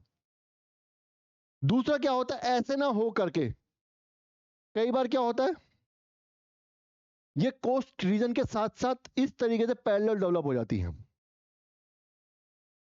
कोस्ट रीजन के साथ साथ पैरेलल पूरा लंबी में डेवलप हो गया एक दीवार की तरह। और अब क्या होगा, अब मान लीजिए कोई शिप इधर से आ रहा है, तो वो इसको पार नहीं कर पाएगा, या तो तोड़ना पड़ेगा, है ना, नहीं कर पाएगा, तो इसको हम बोलते हैं बैरियर रीफ, नाम से ही पता चल रहा है बैरियर रीफ। क्वेश्चन आ चुका है बार बार, सबसे बड़ी बैरियर रीफ कहां है, ऑस्ट्रेलिया के ईस्टर्न कोस्ट पे, ऑस्ट्रेलिया के ईस्टर्न कोस्ट पे सबसे बड़ी बैरियर रीफ, क्वेश्चन आ चुका है, क्लियर हुआ। ऑस्ट्रेलिया के कोस्ट पे सबसे बड़ी सबसे बड़ी बैरियर रीफ मिलती है।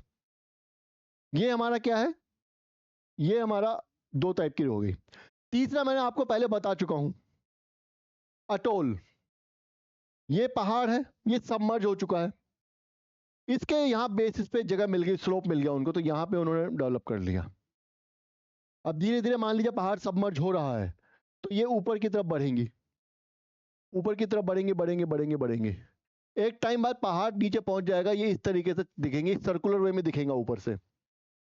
इसमें कई बार वेजिटेटिव सॉइल हो जाती है, क्योंकि बेस तो है पहाड़ का, बेस है, इसमें कई बार सॉइल भी आ जाती है, सॉइल फिलअप हो जाती है, सेडिमेंटेशन होता है, वेजिटेशन होता है, तो ये आइलैंड में डेवलप हो जाती हैं, कोरल आइलैंड जिसको हम बोलते हैं, जो कि हमारा लक्षद्वीप है।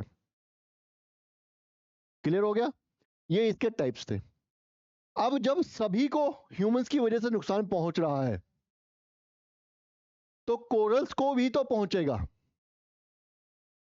पहुंचेगा कि नहीं पहुंचेगा, कोरल्स को नुकसान पहुंचता है, तो corals will die, they will die. और मैंने क्या बताया कि वो जो कोरल में जो एल्गी है, जो लिविंग बीइंग है, वो फूड तैयार करता है और उसको कलर प्रोवाइड करता है कोरल्स को। जब जब एनिमल विल डाई, तो there will be no colour, तो वो सफेद या पेल पड़ जाती हैं, येलो कलर की हो जाती हैं, इसको बोलते हैं कोरल ब्लीचिंग।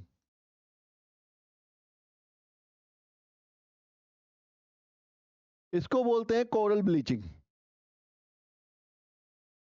डीकलरेशन या वाइटनिंग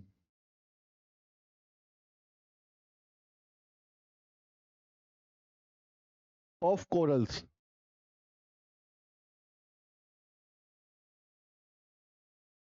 रीजंस गेस करो, global warming, they need a particular temperature to grow, global warming की वजह से पानी का टेम्परेचर बढ़ेगा तो उनके लिए सर्वाइव करना मुश्किल हो जाएगा, या rise in temperature of water. आगे हमने कहा they need particular level of salinity.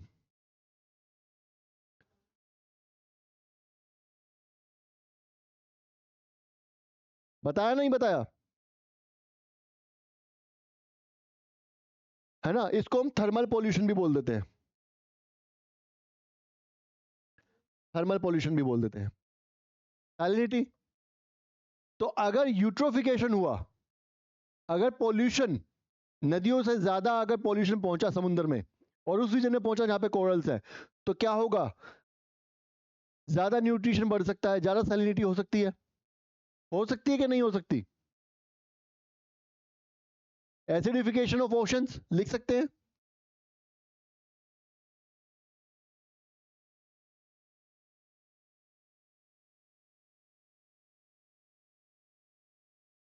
Clear हुआ? यहां तक क्लियर हुआ? आगे क्या हुआ? Ice melt.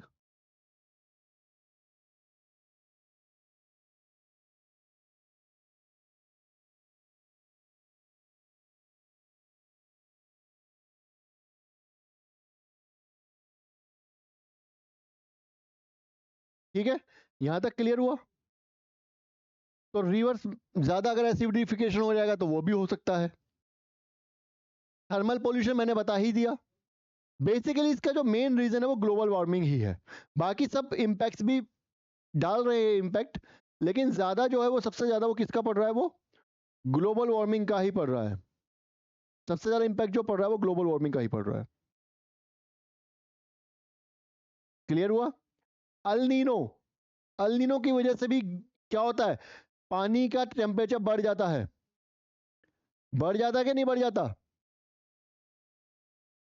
उसकी वजह से क्या होता है? पानी का टेम्परेचर बढ़ जाता है, तो अगेन वही heating of the heat temperature, heat या temperature rise in temperature of water. एक और इंपॉर्टेंट चीज है यहाँ पे जो आपको पता होनी चाहिए कि कभी कभी सेडिमेंटेशन भी ज्यादा होने लगता है।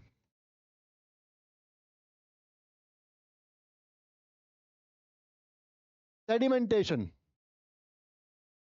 सेडिमेंटेशन की वजह से भी क्या होता है? ज्यादा हमारा इन जो हमने क्या बताया अभी कि जो कोरल पॉलिप्स हैं इनके अंदर सैंड भर जाती, फिलअप हो जाती है। जब सैंड फिलअप हो जाएगी तो क्या होगा? इनको रेस्पिरेट करने में, फूड बनाने में, फोटोसिंथेसिस में प्रॉब्लम होती है, पोर्स इनके क्लोज हो जाते हैं, तो जिसकी वजह से they die and will become yellow और व्हाइट। क्लियर हुआ यहां तक? ये कोरल ब्लीचिंग हो गया। अब कोरल्स की कुछ सिग्निफिकेंस भी होंगी। यहां पे हमने पढ़ा these are called rain forest of the सी।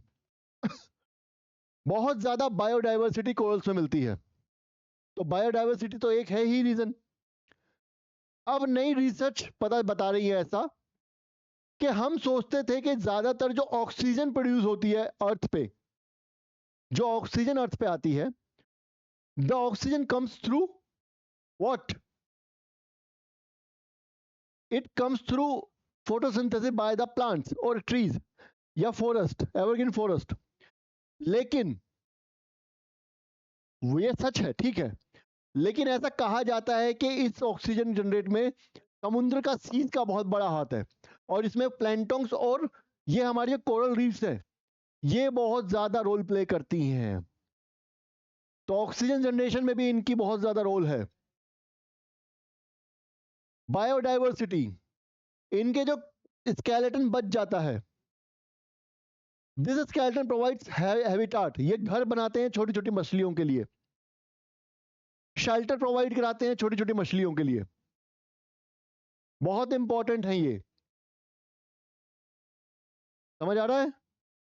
तो जो जो रेन फॉरेस्ट का है यूज वही इनका यूज है, शेल्टर प्रोवाइड करा रहे हैं, ऑक्सीजन जनरेशन में काम यूज हो रहे हैं ये। ठीक है,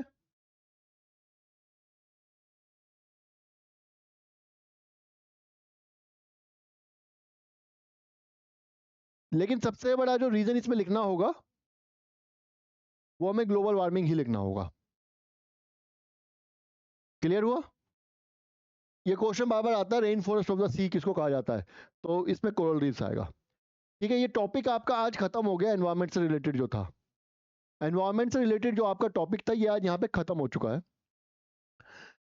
इसमें इस तरीके से कराया गया है कि इसमें किसी भी तरीके का क्वेश्चन आए आप उसको अटेम्प्ट कर सकते हैं। ठीक है, वीडियो को ध्यान से देखना है। अगेन जो मैंने रीजंस बताए हैं मैप में पहले आपको दे चुका हूं, मैं कोरल रीफ्स का भी दे चुका हूं, मैंग्रोव्स का भी दे चुका हूं, वेटलैंड्स का भी दे चुका हूं, पहले मैप दे चुका हूं, उसमें सारे रीजंस हैं अलग अलग टाइम पे दिए हुए हैं, वो आपको स्टडी करना है, अपने एटलस में भी प्रैक्टिस करना है, क्योंकि लोकेशन से रिलेटेड क्वेश्चन जो है, मैप से रिलेटेड से क्वेश्चन जो है वो तभी हो पाएंगे जब आप इस तरीके से सॉल्व करेंगे। समझ आया? क्लियर हुआ? तो ये यहाँ पे आप क्लास यहीं पे खत्म करते हैं। अगेन फिर से बोलूंगा, क्लास ध्यान से देखना, रिवाइज करते रहना है, मैप पे ज्यादा फोकस करना है, क्वेश्चन प्रैक्टिस करेंगे। आप जो भी जो टॉपिक हो चुके हैं उनके ऊपर क्वेश्चन प्रैक्टिस कीजिए, आपको बहुत आराम से क्वेश्चन अटेम्प्ट होंगे। ठीक है, चलिए फिर क्लास यहीं खत्म करते हैं, नेक्स्ट क्लास के लिए all the best, thank you, bye.